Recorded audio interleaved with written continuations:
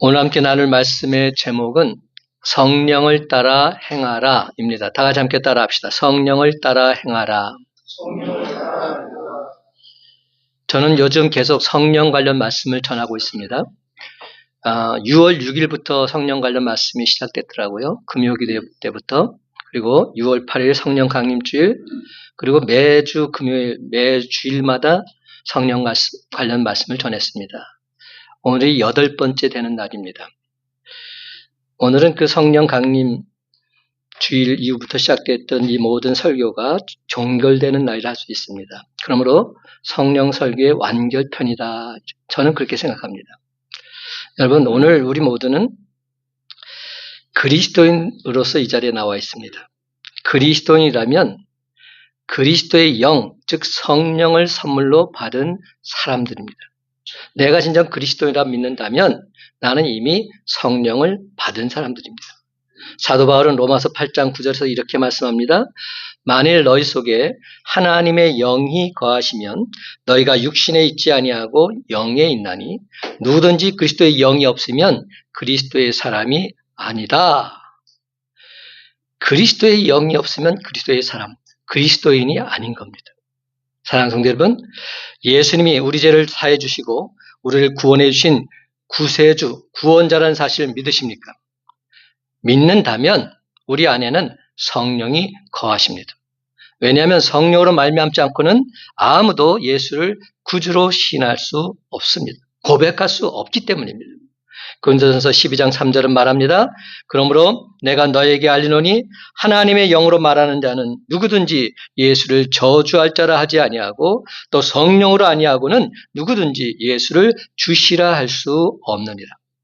그렇습니다. 성령이 우리 안에 거하시기 때문에 오늘도 우리는 예수는 그리스도라 고백하고 예수는 우리 죄를 사해 주신 구세주이시며 예배를 받으시기에 합당하신 분이라 고백할 수 있는 것입니다.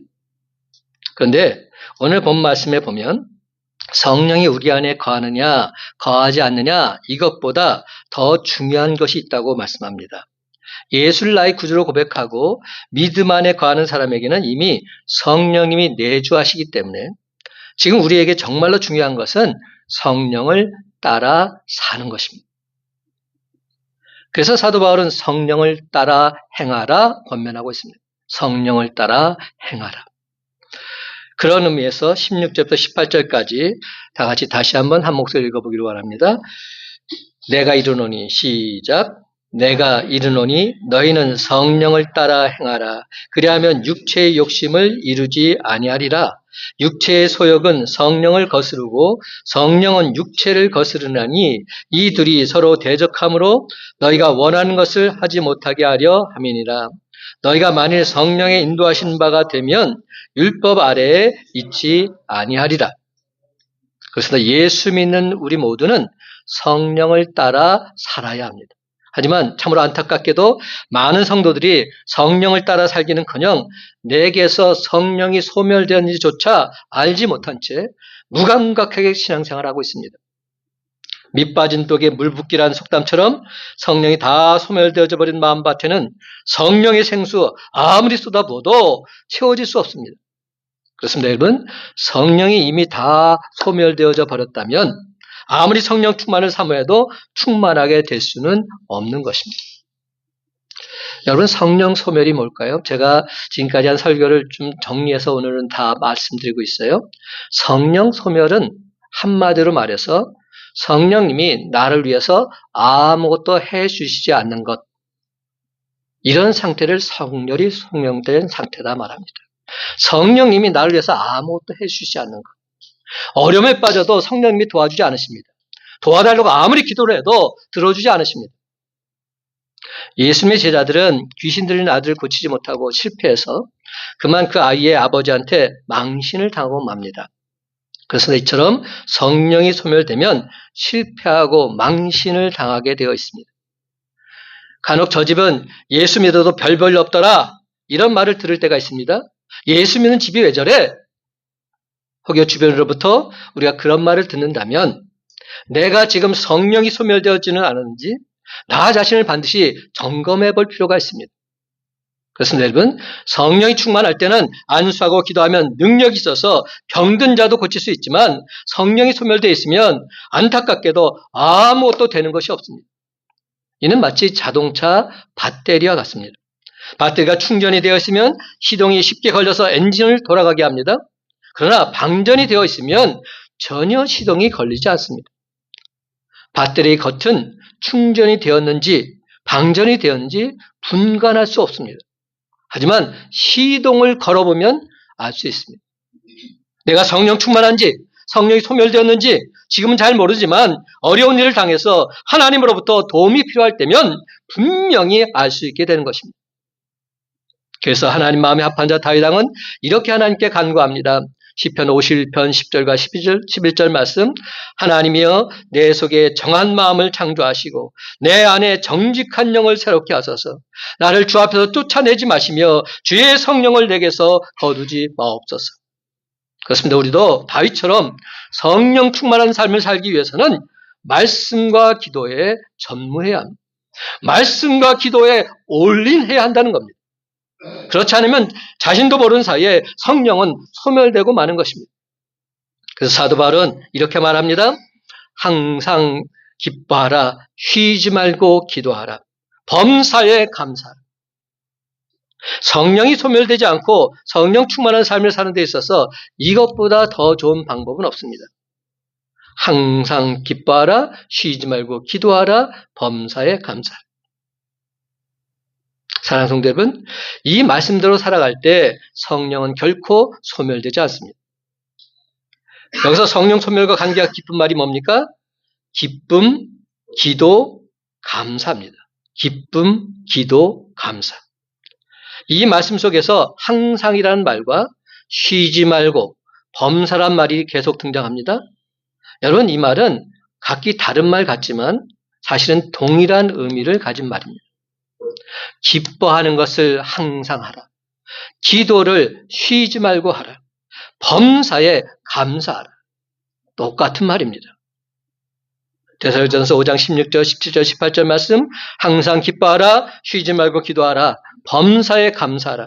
이것이 그리스도 예수 안에서 너희를 향하신 하나님의 뜻이니라.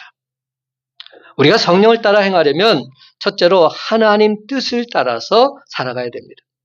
하나님 뜻대로 살아가는 것이 성령 따라 사는 삶일 것이죠. 하나님 뜻을 따라 살아가십시다. 사람들은 모두 자기 나름 기준을 가지고 살아갑니다. 삶에 있어서 어떤 기준에 있어서 그 기준을 따라 살아갑니다. 어떤 사람은 양심의 기준을 두고 살아갑니다. 그래서 양심에 거리끼는 일 하지 않습니다. 어떤 사람은 도덕이나 윤리의 기준을 두고 살아갑니다. 법의 기준을 두고 살아가는 사람도 있고 정의의 기준을 두고 살아가는 사람도 있습니다. 하지만 우리 그리스도인들은 이런 것에만 기준을 두고 살지 않습니다. 물론 우리 신앙인들에게도 기준이 필요합니다. 양심도 필요하고 도덕이나 법도 필요합니다. 정의도 필요합니다. 그러나 더욱 중요한 것은 우리 안에 성령님이 계시고 그 성령님이 우리의 삶의 기준이 되어야 한다는 사실입니다. 성령님이 우리 삶의 기준이 되어야 합니다. 성령님이 우리 삶의 기준이 되면 문제될 것이 없습니다. 양심을 따라 사는 사람을 우리는 흔히 양심적인 사람이라 부릅니다. 윤리나 도덕의 기준을 두고 사는 사람, 도덕적인 사람이라 말합니다. 또한 정의의 기준을 두고 살아가는 사람, 정의로운 사람이라 부릅니다. 반면에 성령의 기준을 두고 성령을 따라 행하는 사람, 우리는 어떻게 부릅니까? 성령 충만한 사람이다. 이렇게 부릅니다. 저 사람은 진정 성령 충만한 사람이야. 이렇게 부르게 되는 것이죠. 그래서 성령 충만한 사람이 바로 우리 그리스도인들입니다. 성령의 기준을 두고 산다는 것은 하나님 뜻을 분별해서 하나님 뜻에 맞는 삶을 사는 것을 말합니다. 성령님은 하나님의 영이십니다. 그리스도의 영이십니다. 성령님은 하나님의 영이시기에 그리스도의 영이시기에 하나님의 뜻, 우리 주님의 뜻을 가장 정확하게 하십니다. 고린도전서 2장 10절에 보면 성령은 모든 것, 곧 하나님의 깊은 것까지도 통달하시느니라 말씀합니다.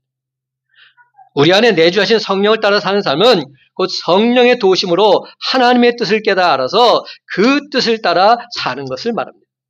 그런데 여러분, 만약 우리가 하나님의 뜻을 따라 살지 못하면 우리 안에 계신 성령님께서 탄식하십니다. 반면에 우리가 하나님의 뜻을 분별해서 그 뜻대로 살게 되면 성령님께서 우리 안에서 영과 더불어 기뻐하십니다. 그러므로 사랑하는 성도 여러분, 우리 안에 내주하신 성령님을 통해서 하나님의 선하시고 기뻐하시고 온전한 뜻이 무엇인지 분별함으로써 오로지 주님 뜻대로 살고자 애쓰고 힘쓰시기 바랍니다. 그리할 때 늘 항상 기쁨과 범사에 감사가 넘쳐나므로 모든 영광 모든 찬송 하나님께 돌리는 저와 여러분의 삶이 다 되시기를 예수님의 이름으로 간절히 축원합니다. 두 번째로 우리는 성령의 인도하심 따라 살아야 합니다. 그렇습니다. 성령의 인도하심 따라 살아야 합니다. 하나님께서 우리에게 성령을 보내주신 목적은 우리 그리스도인들의 삶을 바른 길로 인도하시기 위해서입니다. 성령을 우리가 뭐라고 부르죠? 보혜사 성령님. 보혜사란 말을 하도 여러 번 해가지고 다 아시죠? 보호하시고 은혜를 베풀어 주시는 선생님, 이런 뜻입니다. 근데 보혜사란 말을 원어로는 어떻게 써 있나 봤더니 파라클레토스라고 합니다. 파라클레토스. 파라라는 것은 바로 바이, 옆에서, 이런 말입니다. 우리 곁에서 우리를 도와주고 우리를 인도해 주시는 분, 그분이 성령님이십니다. 그러므로 우리는 우리의 모든 삶에서 그분의 인도하심을 받아야 합니다. 성령의 인도하심을 받지 못하면 우리는 영적인 장님으로 살아갈 수밖에 없습니다. 위대한 믿음의 사람들은 모두 다 성령의 인도하심 따라 살았던 사람들이기 때문입니다. 사도행전 8장에 보면 성령님이 빌립에게 광야로 가라고 말씀합니다. 그 당시 빌립은 어떤 상황이었습니까? 사마리아에서 복음을 전하는데 엄청난 능력이 나타나고 있을 때입니다. 그런데 한창 잘 나가고 있을 바로 그때에 성령님께서 광야로 가라고 하신 겁니다. 여러분, 광야는 사람이 사는 곳이 아닙니다. 사람이 있다 하더라도 가끔 지나다는 나그네나 한둘 있을 뿐입니다. 그 말씀을 듣게 되었을 때 빌립은 하나님, 지금 여기 사람 많은 사마리아에서 복음을 전하기도 바쁜데 왜 광야로 가라고 하십니까? 이러면서 안 갈 수도 있습니다. 그런데 빌립은 성령의 인도하심 따라 광야로 갔습니다. 그리고 거기에서 에디오피아 내시를 만나서는 그에게 복음을 전하고 세례를 베풀고 있습니다. 그리고 마침내 어떤 일이 벌어졌습니까? 저 메마르고 척박한 아프리카 땅에도 복음이 전하게 되어지게 된 것이죠. 하나님의 강권적인 은혜로 저 아프리카 땅에 복음이 선포된 것입니다. 그렇습니다. 성령의 인도하심 따라 사는 사람에게는 성령님께서 강권적으로 역사하셔서 반드시 하나님의 뜻을 이루어 주신 줄 믿으시기 바랍니다. 그렇습니다, 여러분. 출애굽한 이스라엘 백성들은 광야 40년 동안 성령의 인도하심을 받으며 살아왔습니다. 그때는 하나님의 영이 날마다 구름 기둥과 불 기둥으로 나타났던 겁니다. 그 당시 광야에는 길이 없었어요. 나침반도 없었기 때문에 어느 쪽으로 가야 가나안 땅을 향해 가는지 정확히 알 수도 없었습니다. 그러나 하나님은 낮에는 구름 기둥으로 밤에는 불 기둥으로 인도하시는 성령의 인도하심을 따를 때 그들은 안전하게 가나안 땅에 도착할 수 있었습니다. 오히려 더 쉬웠습니다. 왜냐하면 구름 기둥과 불 기둥만 따라가면 되었기 때문에. 왼쪽으로 가라 그러면 왼쪽으로 가고 오른쪽으로 가라 그러면 오른쪽으로 가면 됩니다. 여기 멈춰서 머물러 있으라 그러면 거기에 머물러 있으면 됩니다. 불기둥이 일어나서 지금 가야 된다 이렇게 말하면 비록 깜깜한 밤이라 할지라도 그 불기둥을 따라 가면 되는 것입니다. 사랑하는 성도 여러분, 이것이 바로 이스라엘 백성들의 광야 생활이었습니다. 그런데 그 구름 기둥과 불 기둥을 따라가지 않고 자기 마음대로 갔다가는 결코 광야 같은 사막에서 살아남을 수 없었습니다. 다 죽을 수밖에 없었던 것입니다. 오늘 본문 16절에 보면 성령을 따라 살아야 육체의 욕심을 이루지 않는다 말씀합니다. 그렇습니다. 성령의 인도하심 따라 살지 않으면 우리는 육체를 위해서 사는 것일 뿐 하나님을 위해서 사는 것이라 말할 수 없습니다. 왜냐하면 성령의 인도하심 따라 살지 않는 것은 곧 내 마음대로 사는 것과 똑같아서 육체의 열매만 맺게 될 것이기 때문에 오늘 본문 17절 보게 되면 성령의 인도하심 따라 살게 되면 육체의 욕심을 이길 수 있다고 말씀합니다. 그러면 여러분, 우리는 늘 항상 성령의 인도하심을 받을 것이냐 육체의 욕심대로 살 것이냐 갈등하면서 투쟁하면서 살아갑니다. 만약 우리가 육체의 욕심을 따라 살게 되면 성령의 인도하심을 받을 수 없게 되고 성령의 아름다운 열매 또한 맺을 수 없기 때문이지요. 그런데 성령의 인도하심 따라 살게 되면 육체의 욕심을 거부할 수 있으며 성령의 아름다운 열매를 맺으면서 기쁘고 즐겁게 살아갈 수 있는 것입니다. 그러므로 사랑하는 성도 여러분, 이 험한 세상 속에서 성령의 인도하심 따라 온전히 살아가므로 성령의 9가지 열매, 사랑과 희락과 화평, 오래 참음과 자비와 양선, 충성과 온유와 절제의 열매를 주렁주렁 맺는 저와 여러분이 다 되시기를 예수님의 이름으로 간절히 축원합니다. 마지막 세 번째로 이제 우리는 성령의 권능과 지혜로 살아야 합니다. 그래서 성령의 권능과 지혜로 살아야 한다. 우리 인간은 할 수 없는 것이 너무나도 많아요. 어떤 일을 하고 싶은데 돈이 없어서 하지 못하는 경우도 있고 시간이 없어서 못하는 경우도 있습니다. 또 때로는 내게 그런 권능이나 지혜가 없어서 사회적인 지위나 환경이 뒷받침되어 주지 못해서 할 수 없는 경우도 많습니다. 그런데 여러분, 성령께서 우리 안에 내주하시면 우리의 무능력을 능력으로 바꾸어 주십니다. 성령께서 우리 안에 내주하시면 우리의 무지를 지혜로 바꾸어 주십니다. 왜냐하면 성령님은 인간의 능력이나 지혜를 초월해서 역사하시기에 우리에게는 불가능했던 것도 온전히 가능해지게 되기 때문에 그렇습니다. 잘 배우지 못했던 베드로도 성령의 권능을 힘입어서 하나님 말씀 담대히 전할 수 있었으며 그의 말씀을 통해서 하루에 3,000명, 5,000명이 회개하는 놀라운 역사가 일어나게 되었던 겁니다. 솔직히 말해서 베드로의 말 주변으로 어떻게 그런 역사를 만들어낼 수 있었겠습니까? 성령의 권세한 능력이 아니고서는 이는 결단코 있을 수 없는 일입니다. 그러면 여러분, 성령의 권세와 능력을 힘입으시기 바랍니다. 그러면 비록 돈이 없어도 건강이 안 좋아도 그 무엇이 없다 할지라도 우리는 하나님의 일 기꺼이 감당할 수 있습니다. 모든 환경이 우리를 힘들게 해도 내게 주어진 일들 넉넉히 감당할 수 있습니다. 성령의 권세와 능력, 성령께서 우리에게 주는 권능과 지혜는 무한하기 때문에 영적 지도자 모세도 말을 잘 하지 못하는 사람이었습니다. 그러나 하나님의 능력, 즉 성령의 힘을 의지하니까 기적이 나타나고 이스라엘 백성들을 거대한 제국 애굽에서 구원해낼 수 있었던 것입니다. 하나님의 부르심을 받을 때 모세의 나이가 몇 살이었습니까? 80세였습니다. 세상적인 눈으로 볼 때 이미 하나님의 일을 하기에는 너무나 늙었고 힘은 다 빠져 있었습니다. 그러나 하나님께서 겸손한 그를 들어서 사용하기를 원하셨습니다. 그러므로 여러분, 비록 겉으로 보기에는 볼품이 없고 가진 것이 없어도 그래서 다른 사람보다 왜소하게 보일지 몰라도 성령의 권능과 지혜를 공급받아 살다 보면 나도 모르는 사이에 그것도 놀라운 힘과 능력 나타나게 될 줄로 믿습니다. 그래서 사도 바울은 흔들리지 않고 내게 능력 주신 자 안에서 내가 모든 것을 할 수 있다 자신 있게 고백하고 있는 것입니다. I can do everything in Jesus Christ. I can do everything in Jesus Christ. 사랑하는 성도 여러분, 지금까지 말한 이 모든 것을 종합해보면 성령을 따라 사는 삶은 한마디로 성령의 지배를 받으며 사는 삶이라 할 수 있습니다. 한번 따라해 봅시다. 성령의 지배를 받으며 사는 삶. 성령을 따라 사는 삶은 성령의 지배를 받으며 사는 겁니다. 성령님이 내 삶의 주인이 되는 겁니다. 여러분, 무당은 누구의 지배를 받으며 살죠? 귀신의 지배를 받으며 살아가는 사람이 무당입니다. 그래서 귀신이 시키는 대로 말하고 귀신이 주는 힘으로 일하며 귀신이 주는 지식으로 점을 칩니다. 마찬가지로 술에 중독된 사람은 술의 지배를 받는 사람입니다. 술이 시키는 대로 하기 때문에 부끄러운 줄도 몰라서 길거리 아무 데서나 실례를 하기도 하고 창피한 줄도 모르고 고래고래 소리를 지르면서 노래를 부르기도 하는 겁니다. 그런데 그리스도인들은 귀신의 지배를 받거나 술의 지배를 받는 사람들이 아니라 성령의 지배를 받는 사람인 줄 믿으시기 바랍니다. 그래서 에베소 5장 18절에 보게 되면 술 취하지 말라 이는 방탕한 것이니 오직 성령으로 충만함을 받으라 말씀하고 있습니다. 그렇다면 여러분, 오직 성령으로 충만을 받으라는 이 말은 도대체 무슨 뜻입니까?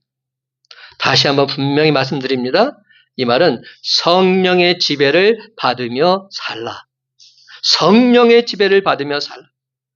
그래서 성령에 이끌려서 성령의 지배를 받으면서 살아가는 이런 삶이야말로 진정 성령 충만한 그리스도인의 삶인 줄 믿으시기 바랍니다. 구약 에스겔서 47장 1절부터 12절까지를 보게 되면 물에 대한 이야기가 나오고 있어요. 여기서 물은 무엇을 의미할까요? 물은 성령을 의미합니다. 우리가 지금 성경 읽기가 에스겔서를 읽고 있는데 좀 있으면 47장에 도달하게 됩니다. 성전 문지방 밑에서 흘러나온 물이 강으로 흘러가자 강 좌우편에 나무가 심이 많게 되고 그 나무들이 무성하게 자라서 많은 열매를 맺고 있습니다. 또한 강물에는 수많은 고기들이 뛰놀고 있습니다. 물이 흘러가는 곳에서는 모든 것이 살아나고 모든 것이 풍족하고 모든 것이 풍성해지고 있습니다. 제가 곧 교육전도사 시절에 있었던 일입니다. 제가 40이 훨씬 넘은 나이에 신학대학원에 들어가서 전도사가 됐는데 그 아이들을 가르치려니까 너무 힘들더라고요. 왜냐하면 나이 차이가 있다 보니까 차이게 힘들고 어려운 상황에 접하게 됐어요. 특별히 청년들은 괜찮은데 이 중고등부 아이들, 정말로 너무 힘들었어요. 중고등부 아이들과 함께 예배드리고 찬양하고 말씀 전하는데 도무지 잘 먹혀들지 않는 겁니다. 그래서 어느 날 제가 안 되겠다 해가지고 그 미꾸라지를 잡아왔어요.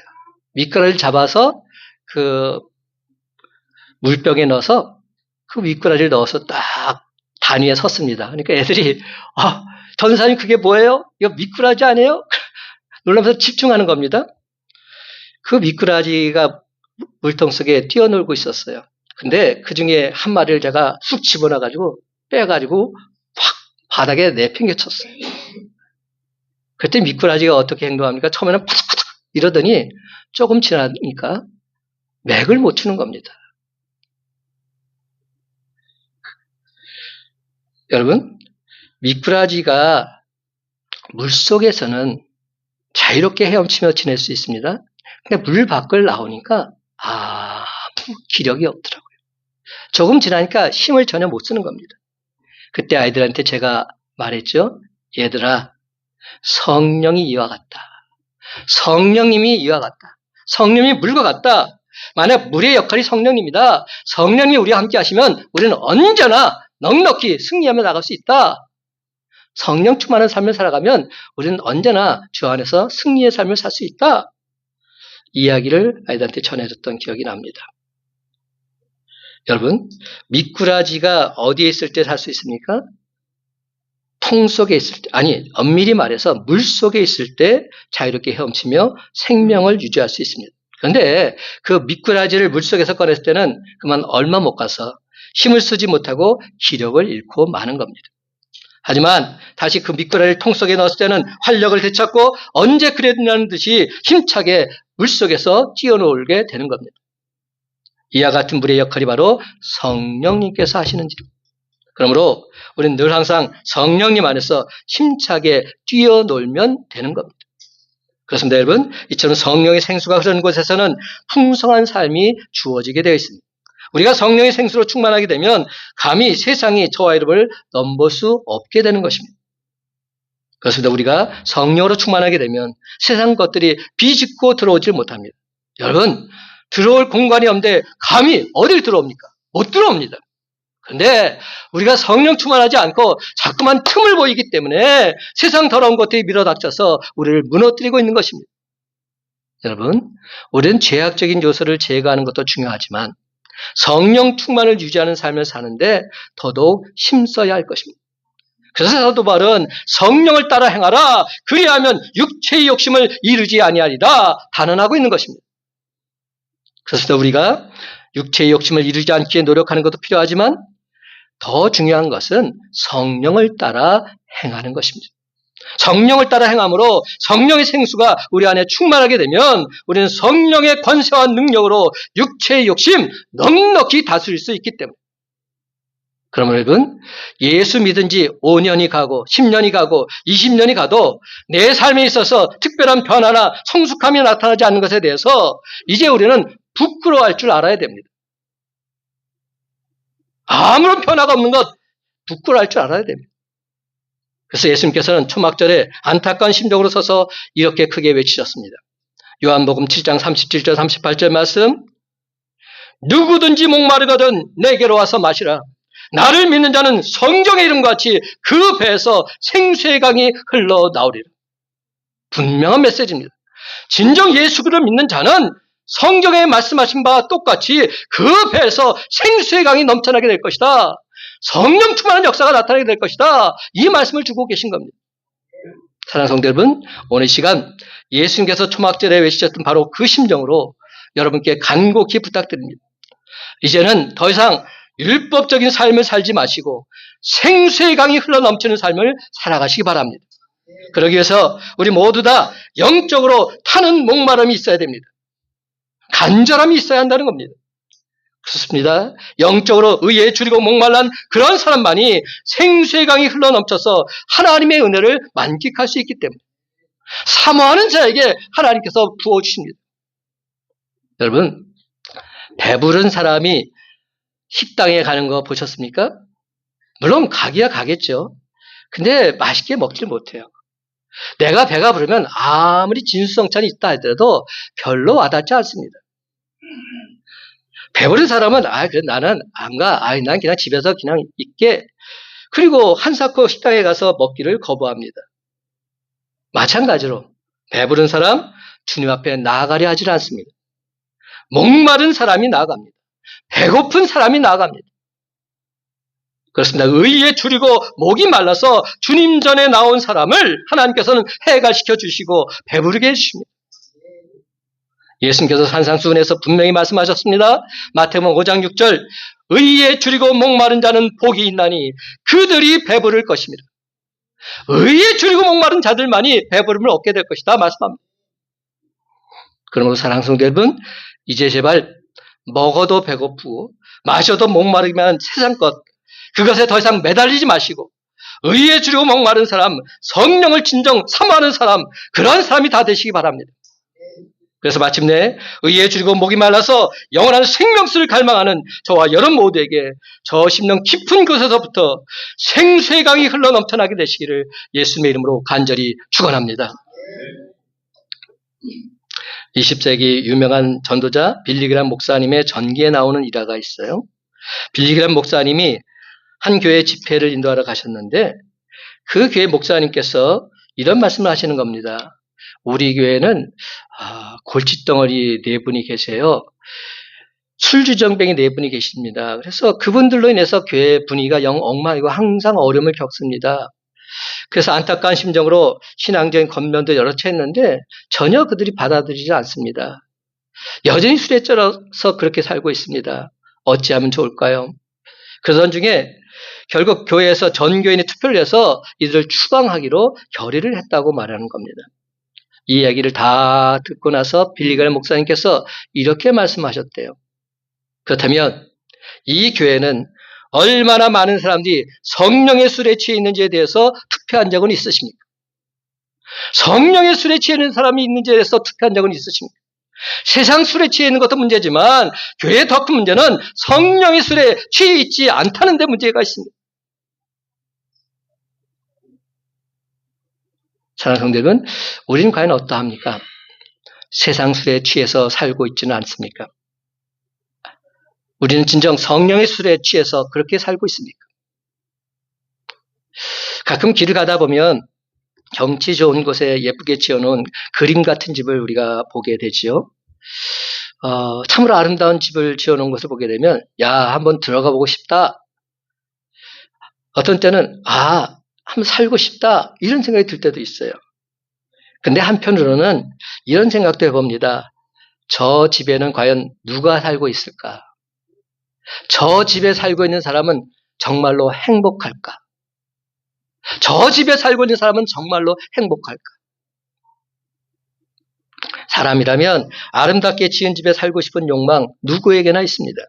하지만 집을 얼마나 아름답게 지어 놓았느냐 이것과 행복하게 사는 것과는 전혀 상관이 없습니다.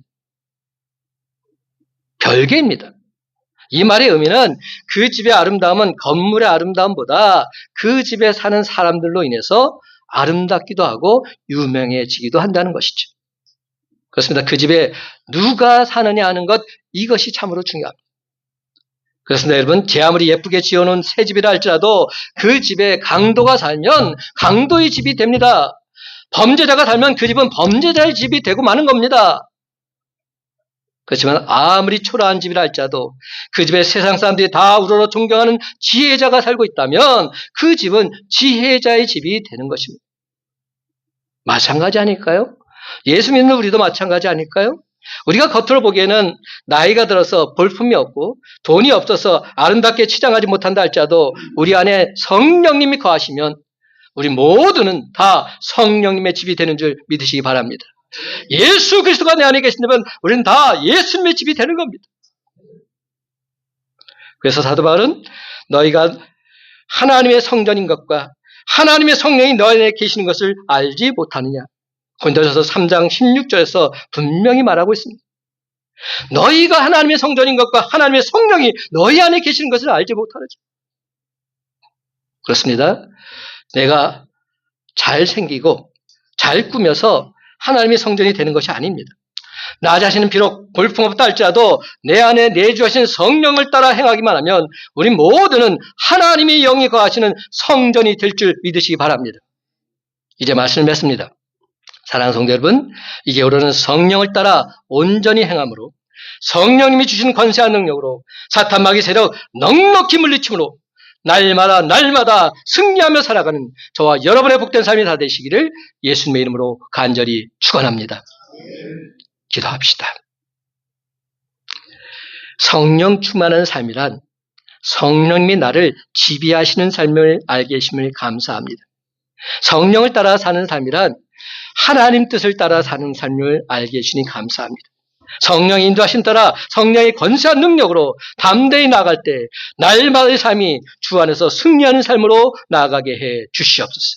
성령 충만함을 삼아오니 성령님 내 안에 내주하사 나를 통해 하나님 영광 나타내 주시옵소서.